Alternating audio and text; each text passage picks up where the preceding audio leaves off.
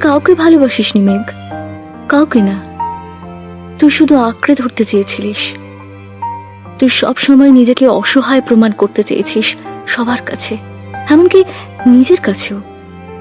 তাই তুই যা কিছু পেয়েছিস শুধু আঁকড়ে ধরেছিস, আটকে রাখতে চেয়েছিস। ভেবেছিস এগুলো নিয়ে দিব্য বেঁচে যাব, এগুলো নিয়ে কাটিয়ে দেব জীবন।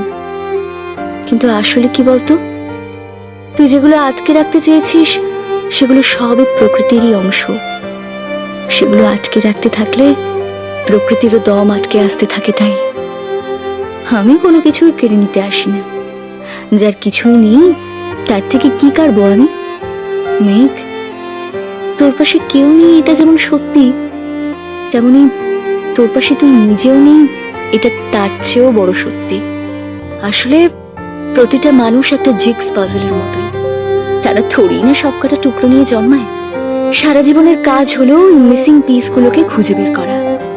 মানুষ সারা জীবন হন্যে হয়ে ওই টুকরোগুলো খুঁজতে থাকে, কখনো কাজের মধ্যে, কখনো টাকার মধ্যে, কখনো কোনো প্রিয় জিনিসের মধ্যে, কখনো আরেকটা মানুষের মধ্যে। কখনো কখনো খুঁজে পায়, কখনো পায় না, তখন ওই জিনিসটাকে হারিয়ে ফেলে। আর কিছু হারানোর পরিবর্তে তো কিছু পেতেই হয়। জীবন বল বা প্রকৃতি বল বা ভগবান, যাকেই মানিস, সে তখন ওই হারানো জিনিসটার পরিবর্তে তোকে একটা তোর নিজের খুঁজে না পাওয়া টুকরো দিয়ে যায়। আমি তো আগাগোড়াই ভুল। না, যা ভালোবাসিস তা তো আগলে রাখবি, তাতে ভুলটা কোথায়? তুই আসলে অন্যকে আগলাতে গিয়ে নিজেকে হারিয়ে ফেলেছিলিস বহু আগে। আমি সেদিন তোর কথা বিশ্বাস করিনি। ভেবেছিলাম যা চলে যাওয়া কষ্ট দেয় তার ফিরে আসা তো আনন্দই দেবে, তাই না?